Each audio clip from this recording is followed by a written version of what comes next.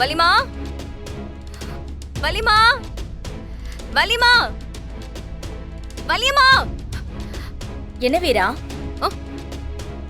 இங்க அக்கா போட்டோ மாட்டி இருந்துச்சு எங்க? அதுவா, நான் அதெல்லாம் மொத்தமா தூக்கி நான் ஸ்டோர் ரூம்ல போட்டுட்டேனே. ஸ்டோர் ரூம்ல போட்டுட்டியா? ஸ்டோர் ரூம்லயா?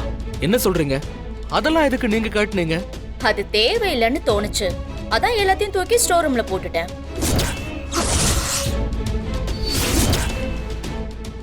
இனிமே கண்மணிய பாக்கணும்னா போன்லயே பாத்துக்கோங்க. இனிமே இந்த வீட்ல அவ போட்டோவோ அவ ஞாபகத்தமா இருந்த எந்த ஒரு பொருளுமே இங்க இருக்க கூடாது, சரியா? நில்லுங்க. ஏங்க, உங்களுக்குலாம் கொஞ்சம் கூட ஈவி இறக்குமே இல்லையா? யாரை கேட்டு எங்க அண்ணியோட போட்டோவை நீங்க எடுக்கிறீங்க? முதல்ல அவங்கள மறக்க சொல்றதுக்கு நீங்க யாரு? உங்களுக்கு இன்னும் 10 நிமிஷம் டைம். அதுக்குள்ள அந்த போட்டோ இருந்த இடத்துக்கு வந்துடணும். இல்லனா என்ன பண்ணிடுவீங்க? அண்ணி அண்ணி அண்ணி, எல்லாத்துக்கும் அண்ணி.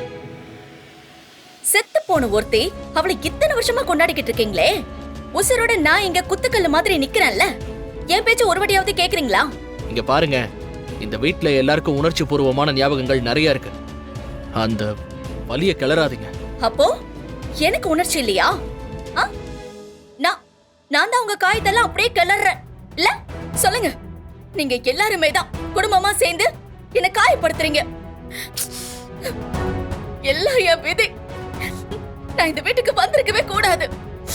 அப்பவே ஏதாவது ஒரு ஆத்துலயோ குளத்திலயோ விழுந்து செத்து போயிருக்கணும்.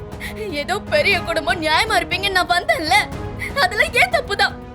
ஐயோ, என் வாழ்க்கையே நாசமா போச்சு. ஐயோ ஐயோ, இத கேட்க யாருமே இல்லையா? என்னாச்சு?